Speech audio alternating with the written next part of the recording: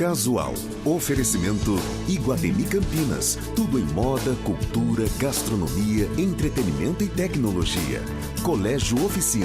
A educação do seu filho em primeiro lugar. Galeria Shopping. O shopping que inspira a moda.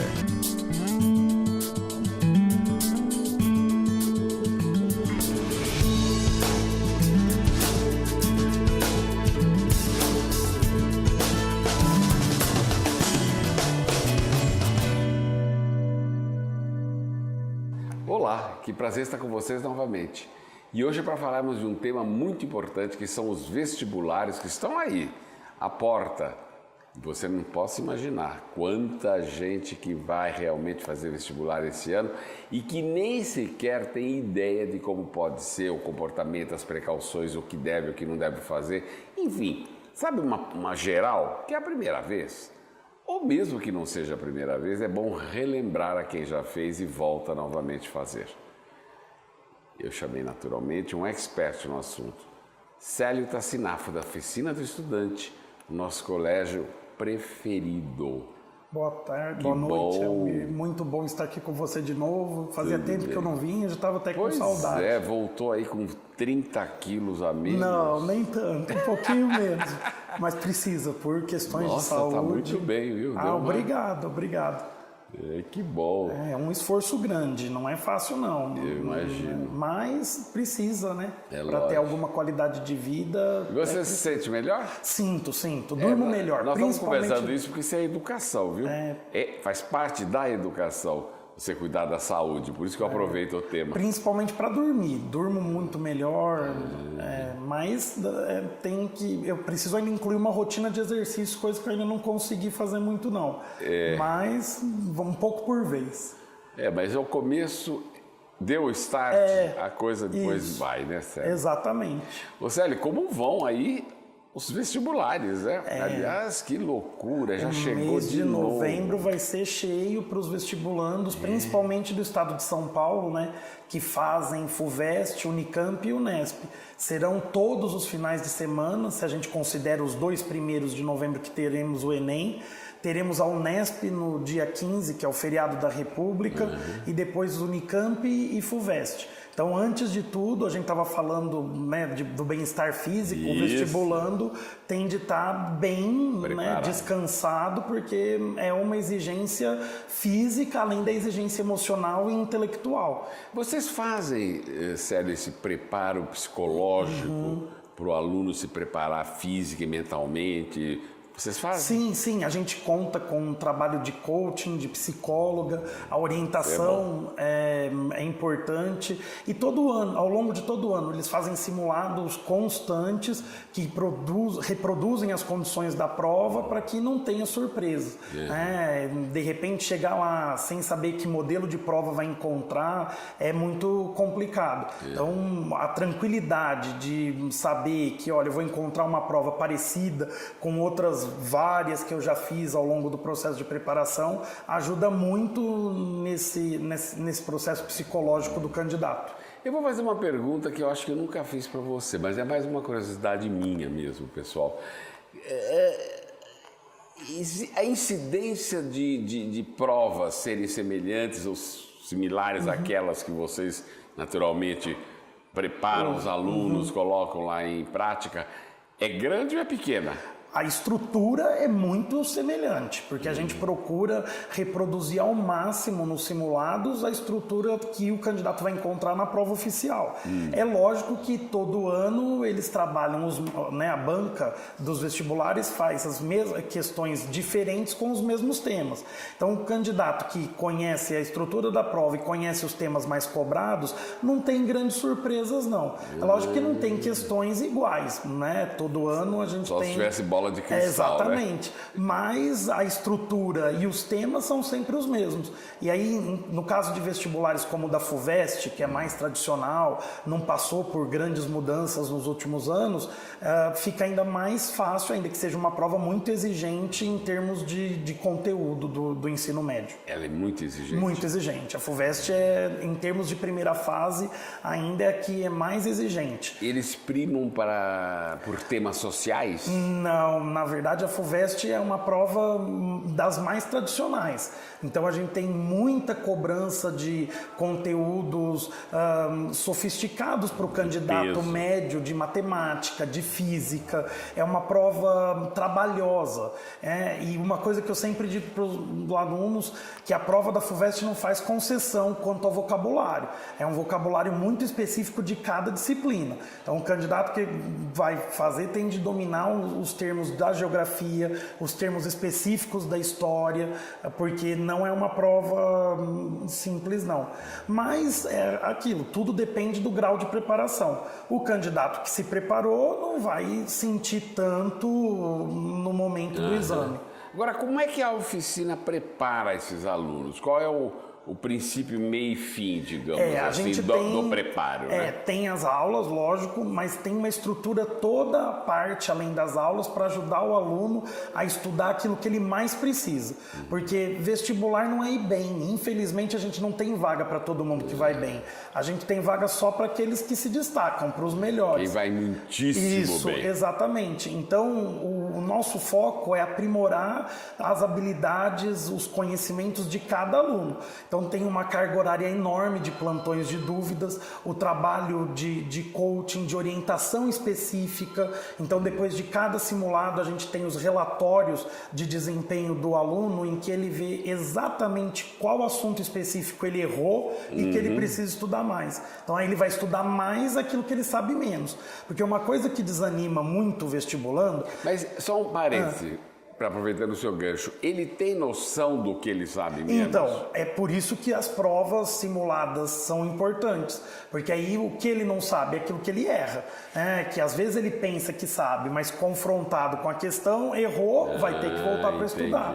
Mas não então dá... é branco no preto, exatamente. Preto no branco, ponto. Não adianta a gente dizer para ele assim, tem de estudar física. Se ele fez lá num simulado 10 questões de física e não errou as 10, ele não tem de estudar os 10 assuntos.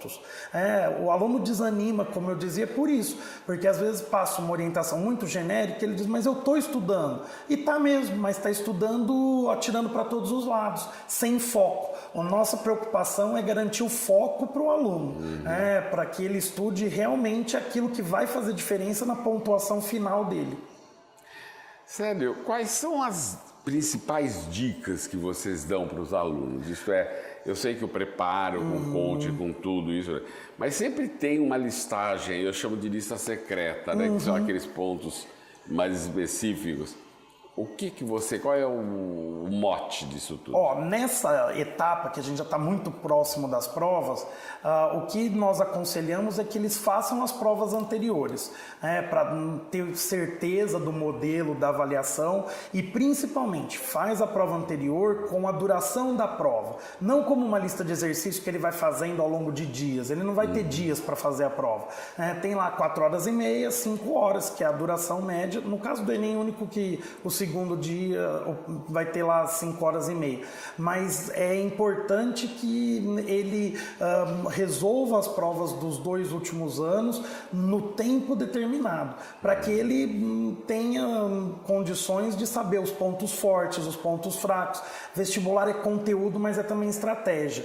Então, nessa fase, conteúdo não dá para ir muito atrás, porque a gente não tem tanto tempo. E nem sabe também o que exatamente precisa.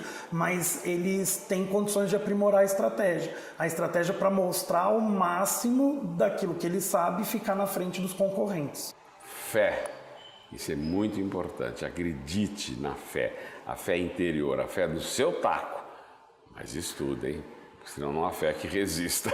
Não mesmo.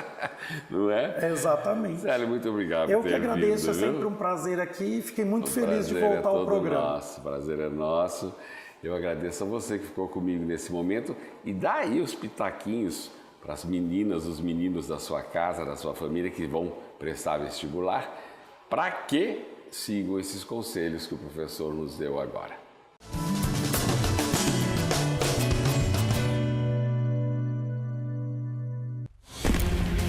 Nesta temporada, a Liga da Justiça ficará ainda mais forte. Novos heróis, todos conectados. Venha fazer parte da Liga da Oficina. Nosso poder é a inteligência. Inscreva-se.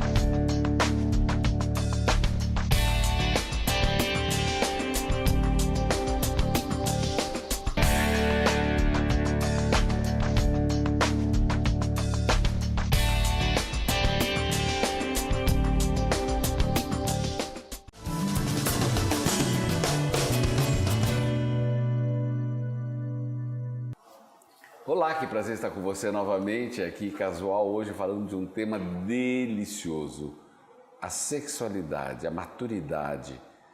Como é esse modus vivendi? Como é que você lida com isso?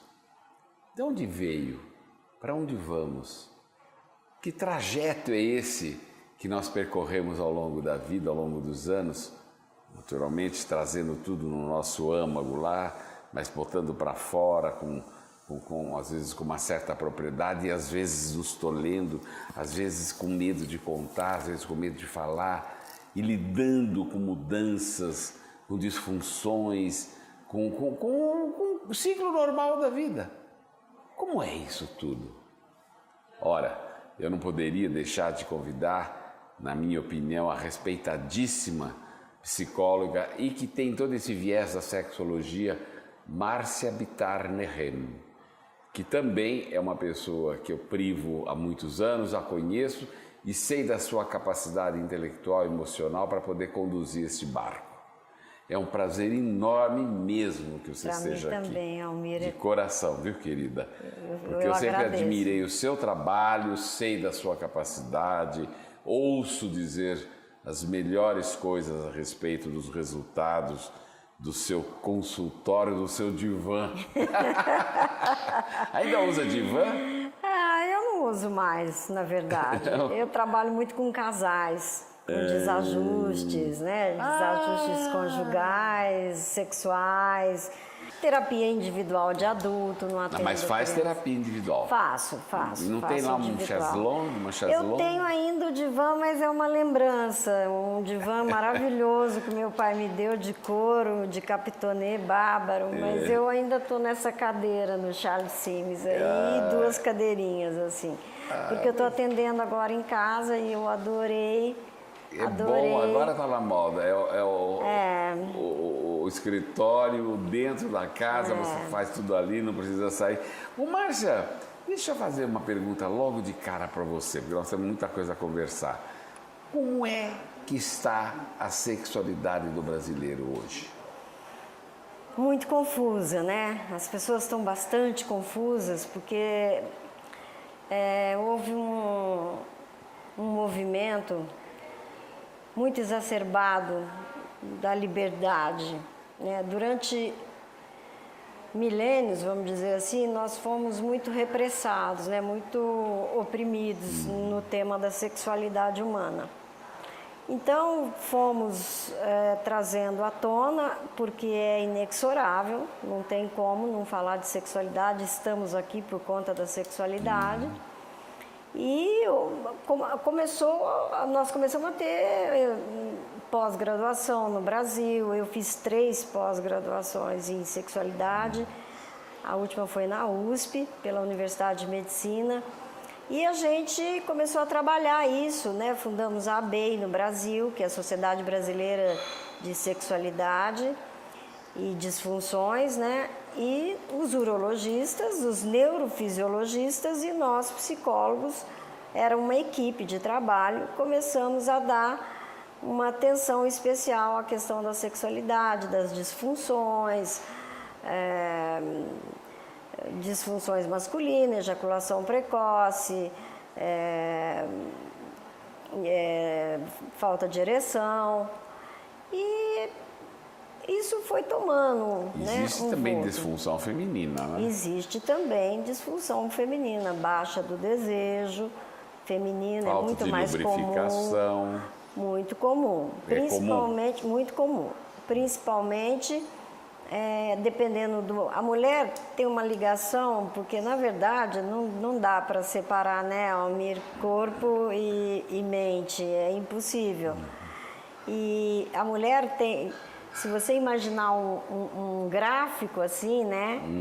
Você tem um gráfico agudo, que é o desejo masculino, que cresce rápido. Se ele vê uma mulher de perna cruzada, uma transparência, ele já tem uma ereção. E ele tem o gozo, o prazer, e ele cai também na mesma velocidade. É quase um triângulo assim. A mulher é uma linha sinuosa. Para construir o desejo dela, ela vai precisando de ferramentas. Muita ferramenta. Eu costumo dizer que o orgasmo da mulher está entre as orelhas e não entre as pernas.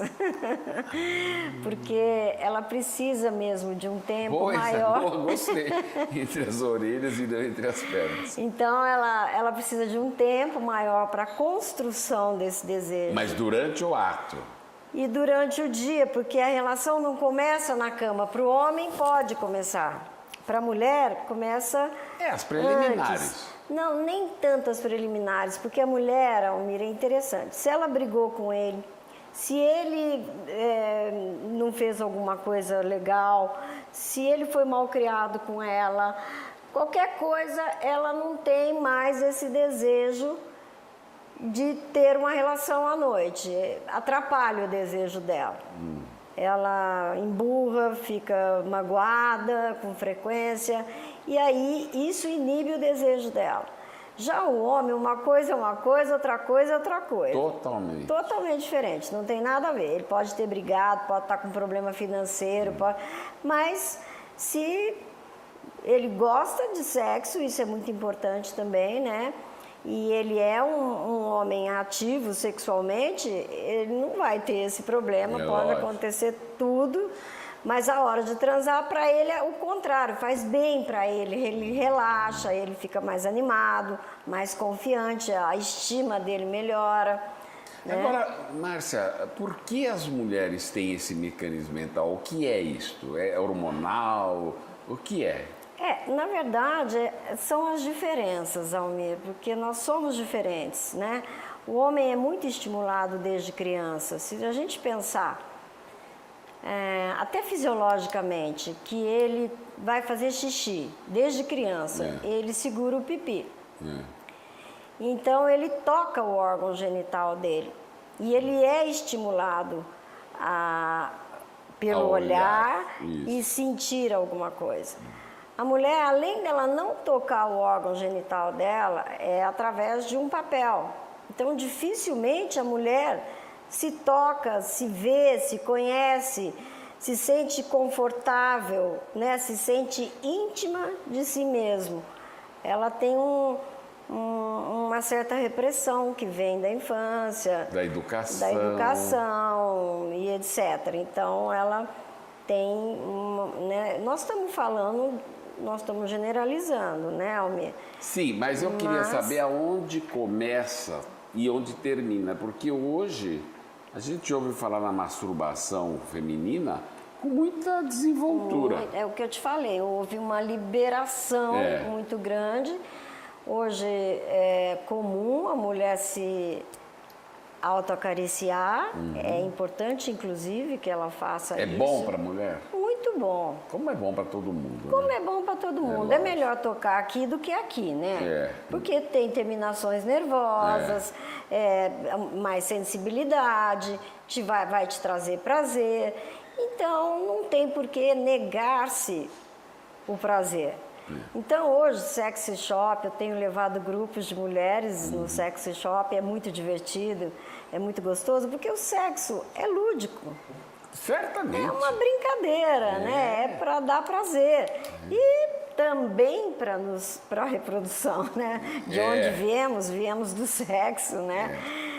Então, hoje em dia, as mulheres têm mais liberdade de se masturbar, de se tocar, gostam, né? Não tem mais esse problema. A questão do movimento exacerbado é que, de repente, tudo pode, né, Almir? Virou uma confusão. Não é assim. Então, mas quando vocês falam tudo pode, o que quer dizer o tudo pode? Você entra nas aberrações, você entra no quê? Então, como falar disso sem você ser taxada de preconceituosa, de ortodoxa, quadrada, etc., né? O que é doença? Porque foi retirado do código do CID a homossexualidade como uma doença por conta de problemas financeiros nos Estados Unidos. É uma doença? Não é uma doença? Não, não é uma doença. Óbvio que não é uma doença. Mas o que aconteceu hoje é assim, é bi, né? É poli, porque agora tem outro termo. Tem. Polissexualidade, quer dizer, eu vou experimentar com mulher, com homem, com 2 mulheres, com 2 homens, com menino, com mais velho, né? Tudo que você... Tudo que tiver no mercado, pronto. Pronto, está disponível. Mas as pessoas não têm maturidade para fazer esse uso. Márcia, quando você fala em imaturidade, você não está falando em idade, né, cronológica? Não. É. Tem Ótimo. velhos que são Isso. muito Peter Pan ainda. Aí, o que eu queria saber é assim, porque o sexo sempre foi, a minha geração aprendeu o sexo, eu aprendi com muita naturalidade, entendeu? E assim como eu, centenas de outros rapazes. As moças, naturalmente, tinham mais dificuldade no lidar e tudo isso, mas eu não sei se eu venho de uma geração privilegiada que o meu grupo tinha uma liberdade sexual, tanto as meninas como os meninos, que não tivemos grandes problemas, inclusive com as diferenças e com as opções sexuais que eram várias, entendeu? Tinha quem gostasse, quem era homo, quem era... E havia um respeito, E havia né? um respeito natural. Natural. Nunca se falou em falta de respeito. Então, isso tudo, eu acho que, nesse quesito, eu acho que tudo piorou. Porque hoje, o que acontece? A incidência de falta de respeito é justamente no momento onde tudo foi liberado. Eu não consigo entender isso. Na verdade, Almir, nós somos uma geração, né, muito privilegiada, porque nós pegamos, né, ali ontem A Simone de Beauvoir... e estamos para frente vendo o que está acontecendo. Quer dizer, nós assistimos essas o filme, passagens. E a velocidade do tempo, que não é só uma impressão, é real. Os espiritualistas sabem disso. Não se falava muito em sexo sem falar de amor. Então, hoje, as mães não falam de amor, que deveriam. Quando a gente vai educar sexualmente uma criança, vai informar sexualmente uma criança. Eu tenho uma única paciente adolescente, porque eu não trabalho com adolescente, mas eu cuidei do avô, do pai, muitos anos, e o pai pediu muito que eu cuidasse na separação dele e eu cuido dela. Hoje ela já está com 15 anos, é uma graça.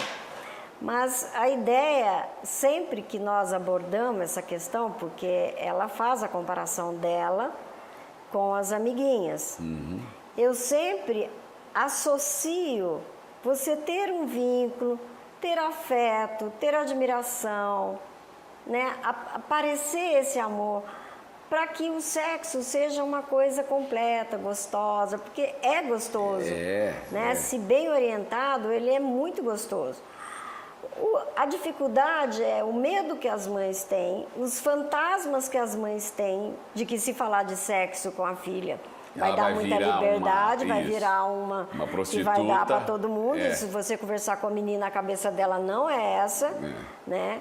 Então, ela esquece, ela fala da pílula, ela fala da camisinha, com muita dificuldade, mas ela não fala de amor. E não fala do prazer do amor, né? Do prazer, do amor e principalmente porque assim, hoje nós estamos passando uma situação de amoralidade sobre o sexo.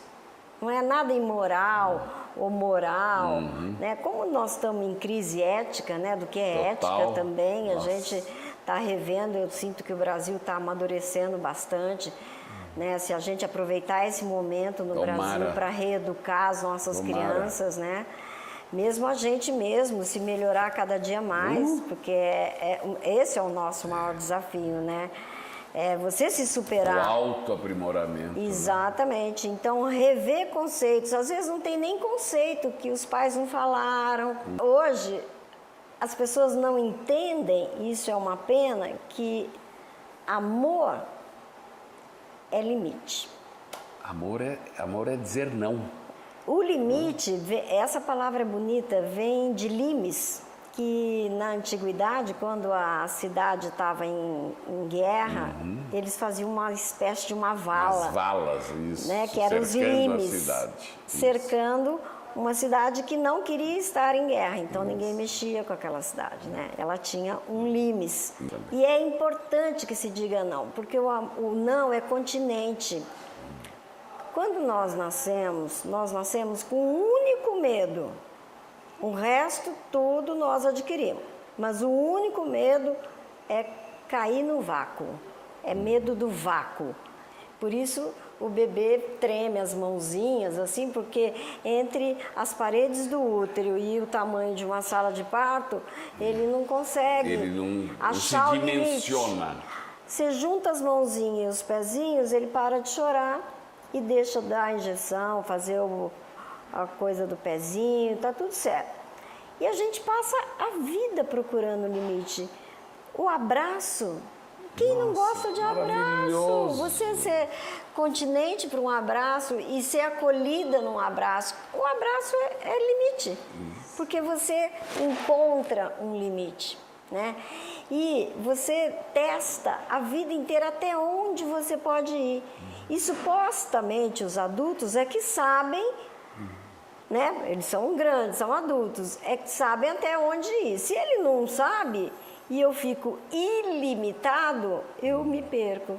Michael Jackson, né? Ele podia tudo, até ser branco. Isso. E ele se perdeu. Se perdeu. Né? Não tinha limite para o que ele queria. É isso mesmo. Tá aí. Vocês tiveram o prazer de conhecer essa criatura encantadora, minha amiga, psicóloga, sexóloga, Márcia Bittar-Nehem. Muito obrigada, Almir. Obrigado por ter vindo, viu, meu bem? Eu agradeço muito de coração também. Eu que agradeço.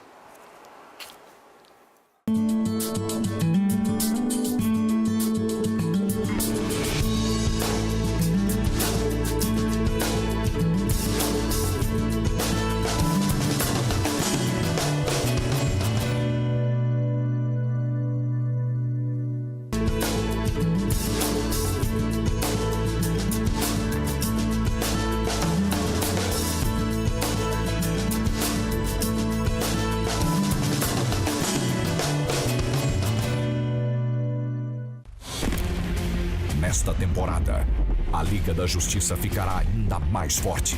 Novos heróis, todos conectados. Venha fazer parte da Liga da Oficina. Nosso poder é a inteligência. Inscreva-se